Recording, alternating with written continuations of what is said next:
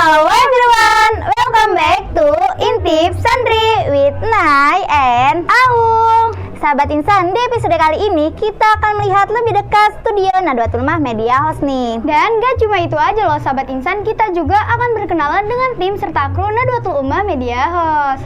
Tahu nggak sih Mbak Ul? Ya nggak tahu lah, kan belum dikasih tahu. Jadi Nadwatul Ummah Media House kita ini kemarin mendapatkan piagam penghargaan dari komunitas pemerhati media pesantren se-Jawa Barat loh. Keren banget Mbak Nay. Pastinya dong. Dan kebetulan malam ini kita juga mengadakan syukuran atas pencapaian media kita. Hore! Apalagi Nadwatul Ummah Media House kita ini memegang 4 kategori nih. 4 kategori, apa aja tuh Mbak Nay? Yang pertama yaitu penampilan, yang kedua penyampaian program, yang ketiga materi, dan yang terakhir konsistensi. Wow, fantastis abis sih Mbak Nay. Pasti dong. BTW nih Mbak Ul, Apa tuh Mbak Nay? katanya kita mau kenalan sama tim serta kru Nadwatul Ummah Media House. Lah dalah sampai lupa loh aku. Ya wis lah, langsung bae kita. Let's do the go, let's go.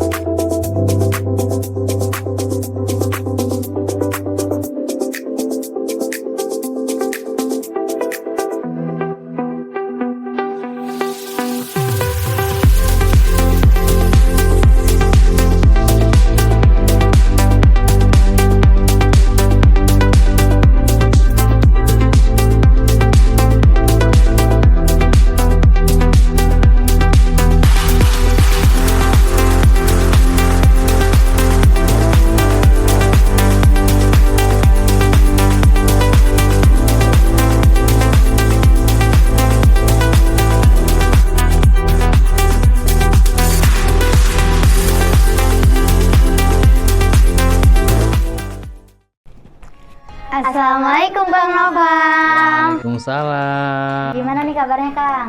Alhamdulillah baik. Alhamdulillah. Mana Mbak kabarnya sehat? Alhamdulillah, kita juga baik. Alhamdulillah. Gimana Mbak gimana? Kita mau nanya-nanya sedikit nih tentang Nadwatul Ummah Media House. Boleh gimana? Kalau boleh tahu nih Kang, studio Nadwatul Ummah Media House ini dibuka tahun berapa ya? Studionya ya. Iya. Kalau studionya itu kita bangun 1 tahun yang lalu. 1 tahun yang lalu. Lalu kalau nggak salah itu pas bulan puasa itu. Sebelum bulan puasa ya. Sebelum bulan puasa.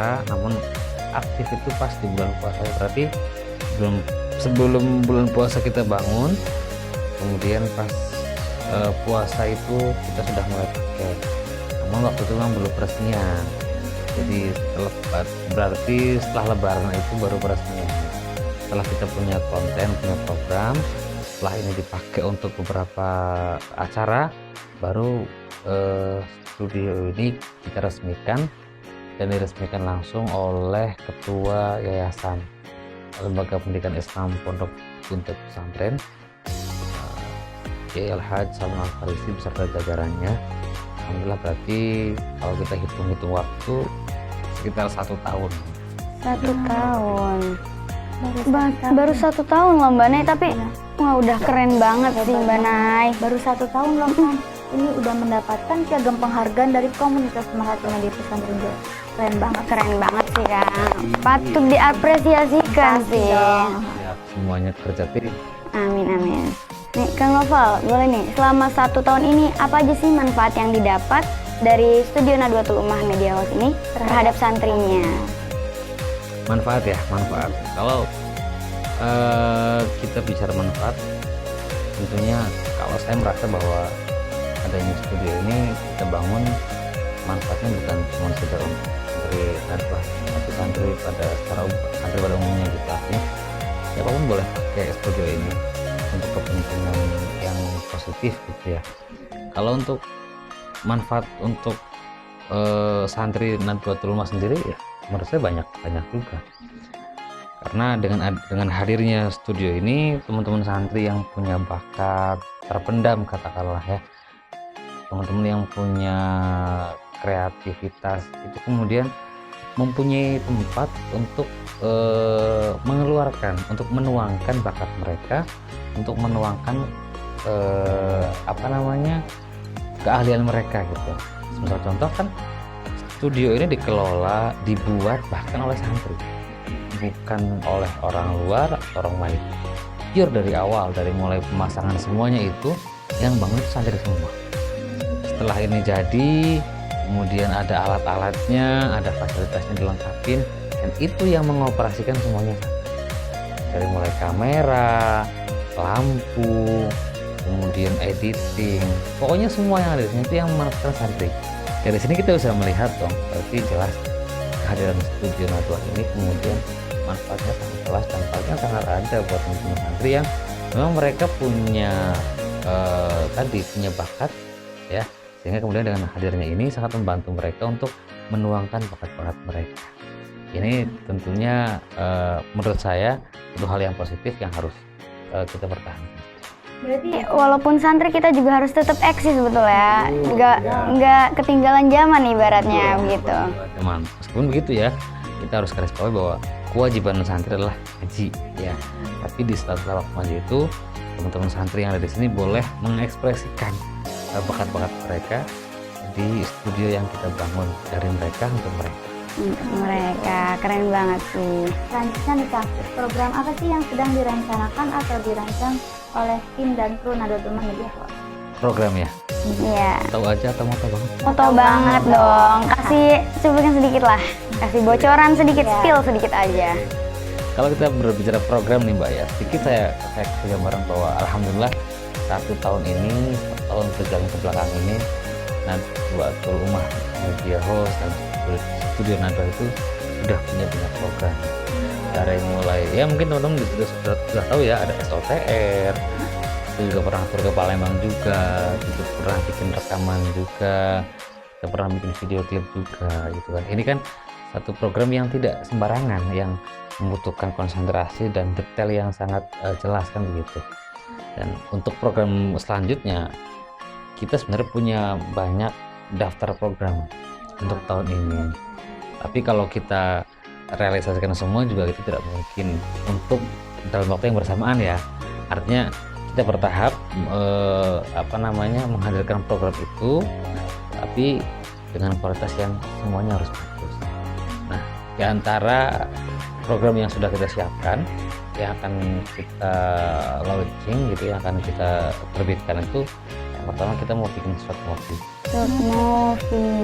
Film pendek itu sudah kita siapkan judulnya, kita juga sedang menyusun skripnya, dan kita juga sedang menyeleksi pemain-pemainnya.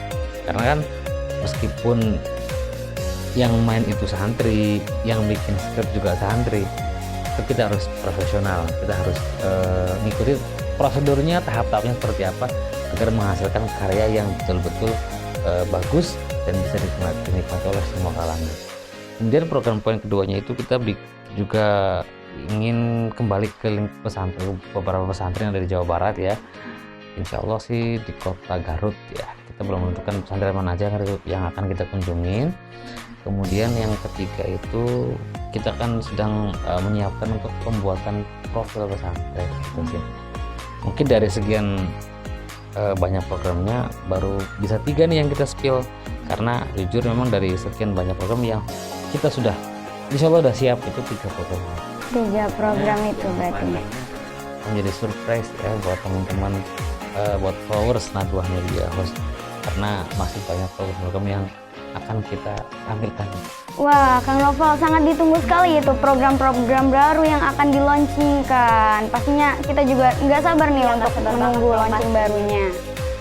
Ya udah Kang Noval, makasih banyak nih udah nyempetin waktunya buat sharing-sharing sama kita. Sama Mbak. Udah, Kang Noval, makasih banget nih. Makasih sekali lagi, makasih karena udah ngeluangin waktunya. Makasih juga sudah mau berkunjung ke sini. Dan nggak akan bosan juga ke sini. Selalu semangat dan selalu support untuk teman-teman kalian. Pasti. Pastinya dong nah. Itu aja. Ya udah. Ada. Assalamualaikum. Assalamualaikum, Kak. Waalaikumsalam warahmatullahi wabarakatuh. Sahabat Insan, setelah tadi kita udah ngobrol-ngobrol sama direktur utama, sekarang kita bakalan ngobrol sama direktur produksi. Ada Bang Arul. Yuk. Assalamualaikum. Waalaikumsalam, Aul Naila. Gimana nih kabarnya Bang Arul? Alhamdulillah baik. Aul Naila sendiri gimana kabarnya? Alhamdulillah kita juga baik. Alhamdulillah gimana? Bang Arul kan sebagai direktur produksi nih. Iya betul. Apa aja sih kegiatan dari direktur produksi itu, atau lebih tepatnya tugas-tugas direktur produksi lah? Oh iya, jadi tugas dari direktur produksi sendiri yaitu merencanakan dan mengkoordinir semua ini untuk membuat suatu proyek baik yang internal maupun yang usulan. Di samping itu juga direktur produksi bertugas untuk menggantikan wakil direktur utama yaitu Mbak Mutiara ketika berhalangan. Gitu. Jadi gini Mbak urutannya, misal direktur utama yaitu Mas Nopal berhalangan, maka digantikan oleh wakil direktur utama yaitu Mbak Mutiara. Lah ketika wakil direktur utama yaitu Mbak Mutiara berhalangan, maka digantikan oleh Bang Arul sendiri sebagai direktur produksi. Berarti baru Bang Arul setelah Mbak Tiara, Iya, betul ya? betul, kayak gitu.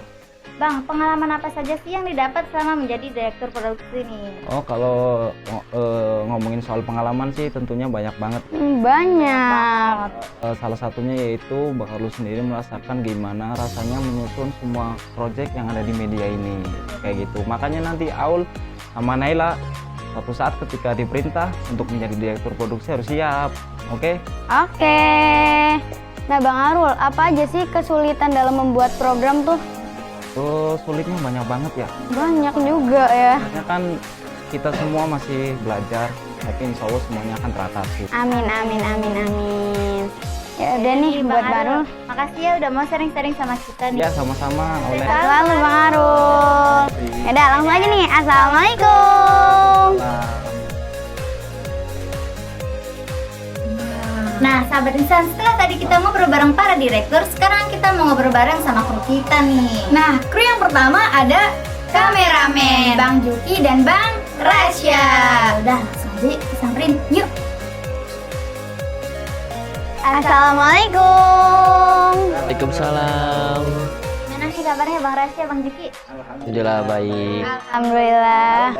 Alhamdulillah kita juga baik.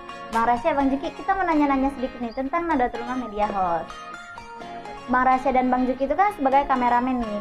Bang, jenis kamera apa sih yang digunakan oleh media kita ini? Oh, jadi media kita ini menggunakan 3 kamera. Oh, 3 kamera. Duanya buat video, satunya buat foto. Nah, kalau yang buat video kita pakai Sony A6800 buat video dua.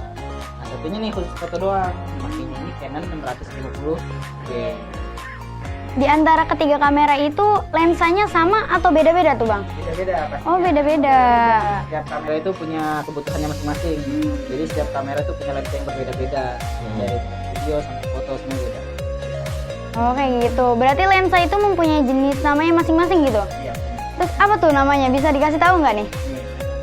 Nah, Bang Yuki, apa tuh nama-nama jenis lensa? Lensa yang kita punya itu ada 2, lensa fix sama lensa variabel. Nah, kalau lensa itu kita pakai buat pengambilan gambar jarak dekat, tapi yang variabel itu kita pakai untuk pengambilan gambar jarak jauh. Gitu. Bang, cara pengaturan kamera itu seperti apa sih? Cara pengaturan kamera, jadi kan sebelum syuting kita pastinya kan setting kamera dulu ya. Iya. Jadi apa namanya, biar gambarnya bagus lah. Iya. Gimana caranya gitu, dari mulai benerin Segitiga exposure. Nah, sama ini nih warnanya kan ada yang kuning, ada yang pucat gitu kan, nanti dipasin lah biar nggak pucat dan nggak keningat. Ibaratnya mah diimbangin gitu ya. Diimbangin. Terus tuh Bang Raja, kalau boleh tahu tuh, yang itu tuh apa tuh Bang? Yang ini nih. Nah, itu tuh yang dipegang Bang Juki. Itu lampu filter, Mbak. Oh, lampu filter. Jelasin. Jelasin dong. Jadi lampu filter ini itu biasa kita pakai buat penambahan cahaya aja. Oh, penambah cahaya. Lampu filter ini itu dipakai buat syuting apa namanya? Oh, dalam indoor buat di dalam indoor aja. Dan gunanya itu ya filter, jadi itu dia bisa diatur kayak kecerahannya berapa nanti itu ada warna kuningnya, ada warna putihnya juga. Sesuai kebutuhan lah gitu lah ibaratnya. Bang Rasya itu kalau yang dipegang Bang Rasya apa tuh? Oh, ini Iya tuh, apa tuh? ini mic shotgun. Oh, mic shotgun. Shotgun. Mic. Ya, jadi ya shotgun boom mic. Ini fungsinya nih buat biasa itu apa namanya orang Shooting gitu. Buat film-film pendek. Kita pakai ini. Oh gitu. Nah, kalau biasanya kan buat intip santri, terus era santri kan makanya clip on. Ya kan, nah kalau buat syuting film pendek kayak gitu udah nggak pakai clip on lagi. Oh, langsung pakai itu tuh, apa tadi namanya tadi tuh? Shotgun boom mic. Oh, shotgun boom mic gitu ya. Tuh. Nah Bang Juki, kalau yang di belakang Bang Juki tuh kan ada 2 drone. Itu gunanya untuk apa sih Bang Juki? Oh ya, jadi kita itu punya 2 drone. Yang pertama drone yang kecil ini. Nah, ini drone yang kecil ini biasa dipakai sama anak-anak media yang baru itu buat belajar. Nah, tapi kalau yang gede ini itu biasa dipakai sama anak media buat pengambilan gambar dari atas, kayak buat syuting, kayak buat bikin klip segala macam. Ini pakai yang ini. Berarti kalau misalkan kita berdua mau belajar nih pakainya yang kecil gitu? Oh iya dong. Kirain langsung pakai yang besar gitu, nggak nabrak gitu. Kalau yang panjang itu apa tuh Bang? Oh, yang panjang ini itu namanya Jimmy Jim, Mbak. Oh, Jimmy Jeep. Jimmy itu biasa kita pakai buat pengambilan shoot movie atau film pendek. Nah, jadi gunanya itu yang di atas ini buat naruh kamera, nanti ada kabel ke sini. Nanti colok ke TV ini. Nah, ini TV ini namanya TV monitor. Nanti jadi gambar yang di atas di kamar ini adanya nanti di sini.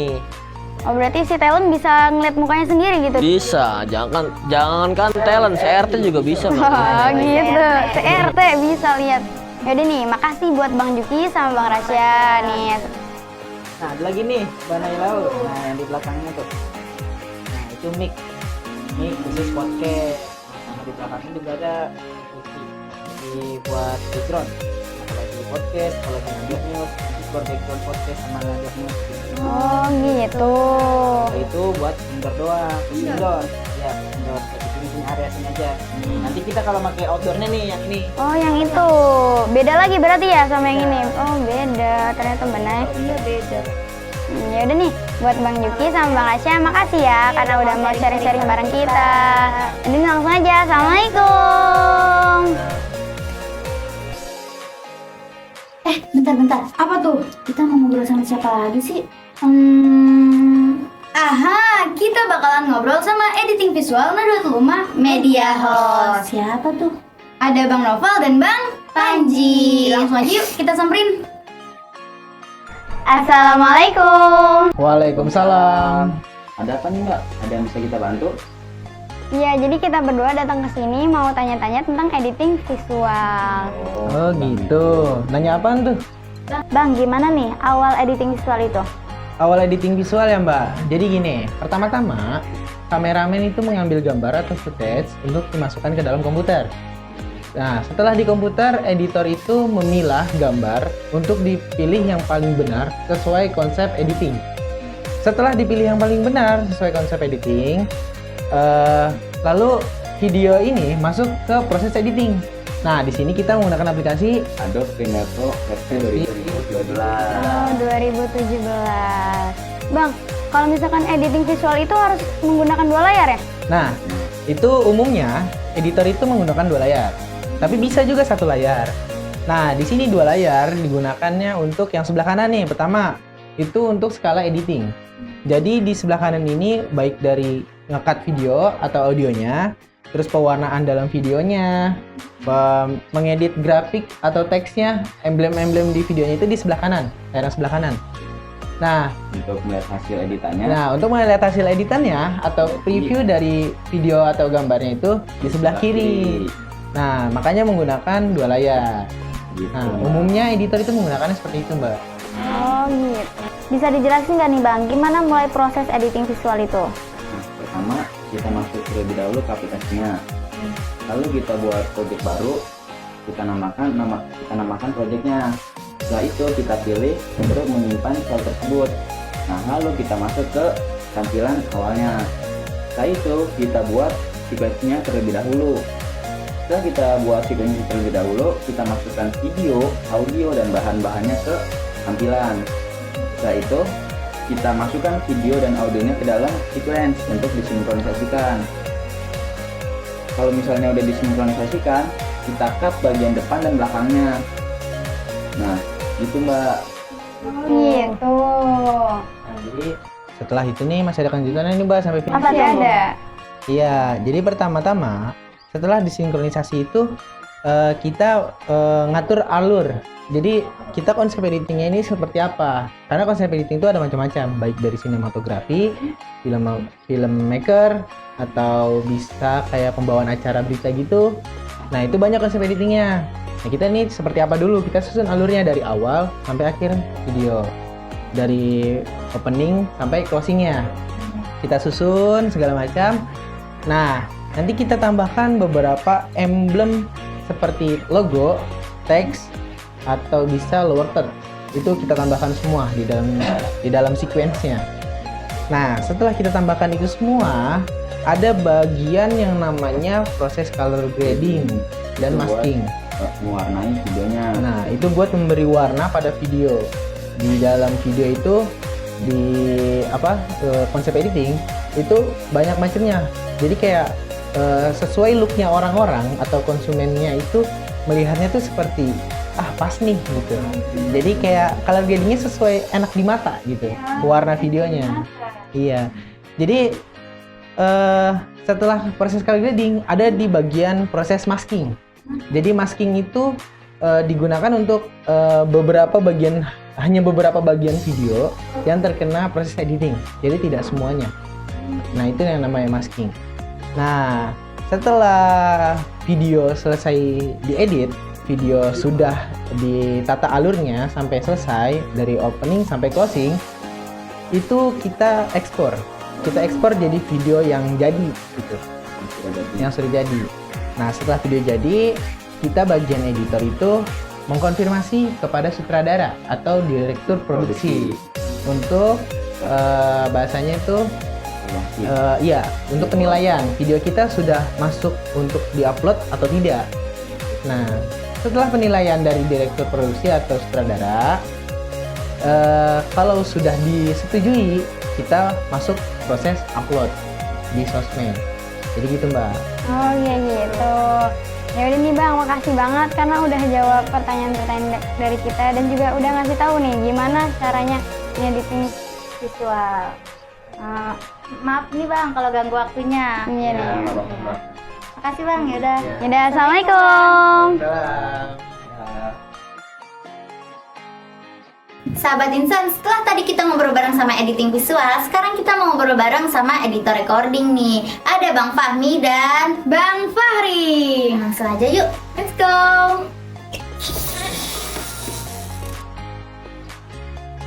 Assalamualaikum. Waalaikumsalam. Gimana nih kabarnya Bang Fahmi, Bang Fahri? Alhamdulillah. Alhamdulillah.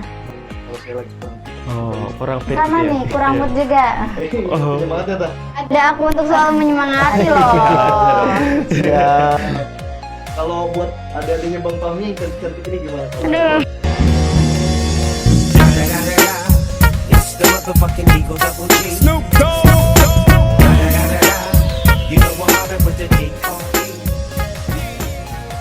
Alhamdulillah, baik. Alhamdulillah. Bang Fahmi itu kan sebagai direktur recording nih. Apa aja sih tugas dari direktur recording itu? Nah, tugas dari direktur recording itu kita menyelenggarakan studio rekaman untuk anak-anak yang berbakat di bidang ilmu nagom atau ilmu olah suara. Nah, jadi kita mencari anak-anak yang berbakat di bidang ilmu nagom atau ilmu olah suara. Nah, setelah itu kita cari untuk latihan tek vokal, ya kan? Nah, setelah tek vokal baru kita mixing suaranya. Nah, setelah kita mixing baru kita finishing. Nah, setelah itu langsung Oh, kayak gitu. Terus gimana sih caranya untuk memproduksi musik? Nah, untuk memproduksi musik itu banyak tahapnya. Banyak.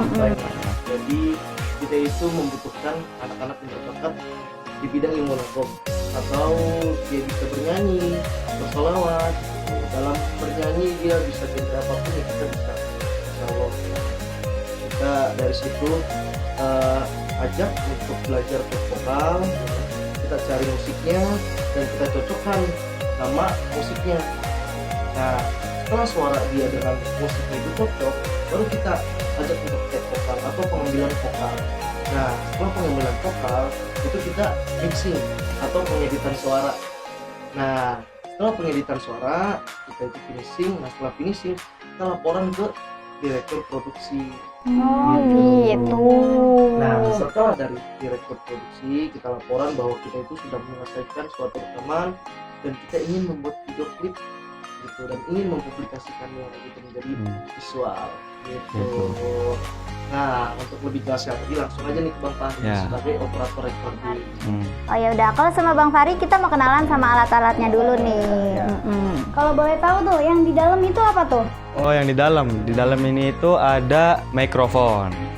Ya, dan mikrofon ini juga beda dengan mikrofon yang lain. Gitu. Jadi mikrofon ini tuh khusus untuk recording gitu. Ya. Kalau yang itu tuh apa tuh Bang? Ini juga ada speaker controller. Speaker controller ini juga beda dengan speaker yang lain. Jadi khusus recording gitu. Ya. Kenapa khusus recording? Karena speaker ini tuh mempunyai suara yang jujur. Ya, seperti itu. Terus kalau misalkan yang di bawah tuh yang nyelip yang paling kecil tuh di bawah apa tuh? Itu ada sound card. Sound card. Sound card ini juga itu berfungsi untuk mentransfer suara dari mic ke komputer. Oh gitu. Terus kalau misalkan dilihat-lihat nih dari mic, speaker sampai sound card tuh kayaknya satu merek semua tuh. Betul gak tuh? Iya, satu merek semua. Tapi kalau berbicara soal merek kita kan bukan BA ya. Iya, betul. Ya, betul. Nah, jadi kita itu memakai merek Behringer. Behringer. Nah, dari mic kita memakai Behringer, dari speaker kita juga memakai Behringer dan sound card kita memakai Behringer. Gitu. Terus kalau soal harga tuh berapa tuh harganya? Kalau soal harga, nah jadi merek Behringer ini yang perlu diketahui, merek Behringer ini tuh sudah dikatakan benar-benar. Nah, kalau untuk harganya dari mic aja itu sekitar 4 juta. 4 juta. Nah, buat speaker 2 ini itu bisa 8 juta. 8 juta loh. Iya. Juta. Nah, sound cardnya itu bisa 2 juta. Wah, mahal-mahal banget ya, itu. Pasti. Pasti mahal.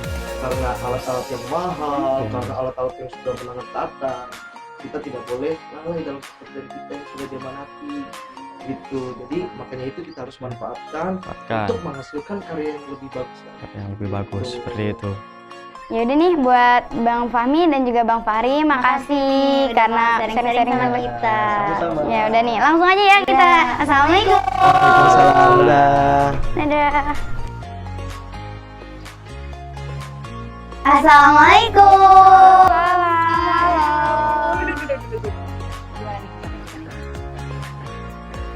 Gimana nih kabarnya Mbak Tiara, Mbak Gea? Alhamdulillah, baik banget ya, Mbak Gea. baik banget dong. Naik sama lo gimana? Alhamdulillah, kita juga baik. Alhamdulillah. Mbak Tiara, kita mau nanya-nanya sedikit nih tentang Nadatul Ulama Media House. Mbak Tiara itu kan sebagai wakil direktur utama nih. Gimana sih perasaan Mbak Tiara selama menjadi wakil direktur utama? Kalau ditanya perasaan sih jelas ada senangnya, ada beratnya. Gak mungkin dong senang Iya, semua. benar-benar. Kalau senangnya apa aja sih? Senangnya menurut aku pribadi, alhamdulillah aku dipercaya sebagai wakil direktur Media House. Jadi kan aku menggantikan direktur utama apabila beliau berhalangan ya. Senangnya itu menurut aku bisa belajar bagaimana cara memanage program dengan benar. Karena Ya, sebagai wakil benar-benar. direktur juga aku harus memastikan program yang ada di Nadwah Media ini berjalan dengan lancar gitu. Aku bisa belajar sih dari itu dan menurut aku menambah pengalaman banget dalam hidup aku. Tapi di balik itu semua jelas ada beratnya Mbak Nay. Iya sih, benar-benar. Beratnya apa tuh Mbak Tiara? Di sini nggak apa-apa.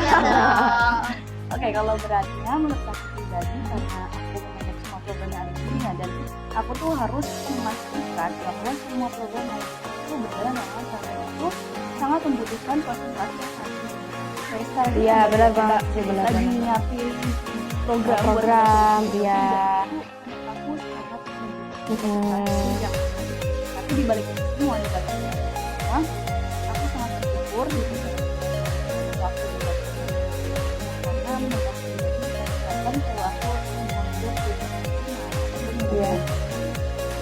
Wah, keren banget sih. Ini kayaknya kalau jempolnya ada 10 aku kasih. Ya, jempolnya ya.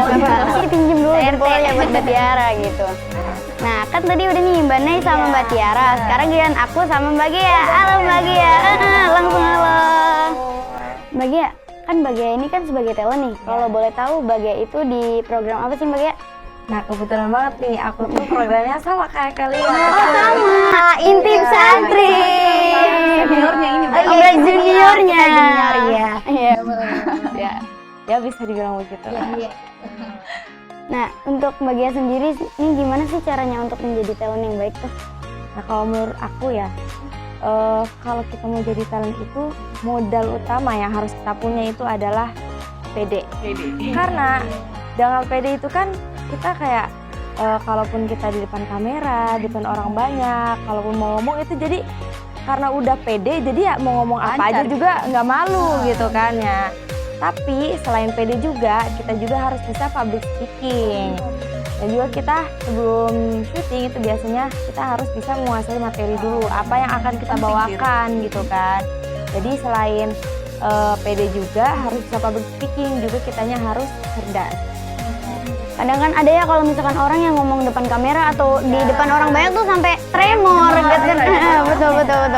Sampai satu kata aja tuh gak bisa keluar kan, saking gemeternya gitu kan kayak jadi apa ini mau ngomong apa gitu kan. Nah, buat sahabat insan, kalian yang mau jadi talent tuh modalnya cuma 2. Yang pertama itu PD, yang kedua public speaking. Sebenarnya PD nomor 1. PD nomor 1. Iya benar. Ibaratnya kalau PD udah semuanya lancar. Iya, betul. Iya, di mana aja jadilah kayak gitu. Ya udah nih Mbak Tiara, Mbak Gia, makasih nih udah mau sharing-sharing sama kita. Iya, sama-sama. Sehat selalu Mbak Tiara, Mbak Gia loh. Tapi sebelumnya nih, karena kita masih baru nih mau cek sound dulu ya Mbak Gia. Cek sound, boleh. Nada Media. Ya udah, makasih Mbak Tiara, Mbak Gia. Assalamualaikum. Ya. Sahabat Insan, setelah tadi kita ngobrol bareng sama talent putri, sekarang kita mau ngobrol bareng sama talent putra nih. Ada Duk Maul. Yuk, let's go.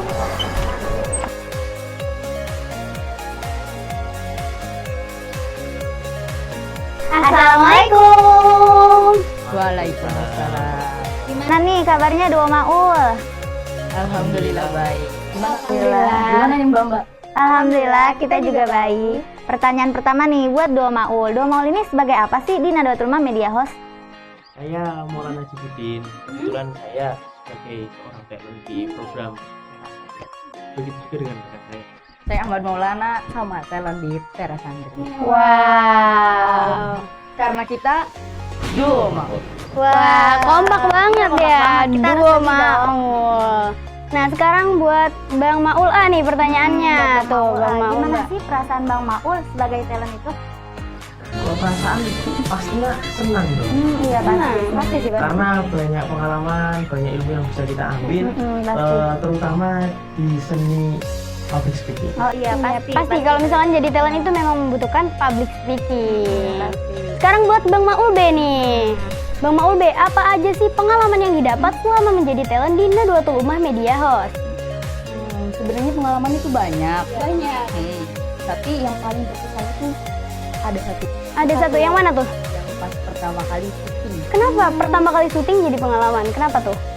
30 Wow, 30 kali tag loh. Sabar banget itu ya. Rekan-rekan dulu juga sangat menyabari saya karena masih baru. Iya, pasti memaklumi lah ya, karena ya mungkin masih baru, pasti maklumin sih. Bagian Mbak Mutiara dan Bang Rasya Itu sangat mentelateni kita berdua sehingga kita bisa eksis di Nadatul Ulama Media. Begitu. Oh ya buat Bang Maul nih, asalnya dari mana sih Bang Maul? kalau saya itu dari Grobogan. Baru denger ya? Iya, tapi jujur loh, bener baru banget denger Grobogan. Di mana sih Bang Grobogan tuh? Grobogan itu biasa dikenal dengan kota Purwodadi. Itu di antara wilayah Kabupaten Demak. Oh gitu. Oh, kalau buat Bang Maul B nih, asalnya dari mana Bang Maul? Prosesnya jauh. Jauh, di mana tuh? Dekat. Dekat Sumedang. Rajanya tahu. Rajanya tahu. Sumedang rupanya. Oke, ya udah makasih nih buat Bang Maul, udah mau sharing-sharing sama kita berdua. Sukses selalu, Bang. Tapi tar dulu. Apa tuh? Kita cekkan dulu kayak Mbak Mutiara tadi. Oh, boleh. Apa tuh? Nadwatul Ummah Media Host. Ya udah, Bang, makasih, Bang. Assalamualaikum. Waalaikumsalam. Seru banget ya Mbak Aul, kita bisa kenalan sama tim serta kru Nadwatul Ummah Media Host. Pastinya dong Mbak Nay, apalagi kita bisa mengenal lebih dalam studio Nadwatul Ummah Media Host. Betul banget tuh Mbak Aul, dan gak cuma kenalan aja, kita juga dapat pengetahuan baru nih. Betul banget tuh Mbak Nay, dan buat sahabat insan, stay tune in channel Nadwatul Ummah Media. Jangan lupa untuk like, comment, share, and subscribe, dan nyalakan loncengnya. karena apa? Karena masih banyak kegiatan seru lainnya yang gak boleh kalian tinggalin. Aku Aul dan Aku Enai serta kru yang bertugas pamit undur diri. Ikan hiu punya si Irwan. See you everyone. Wassalamualaikum warahmatullahi wabarakatuh.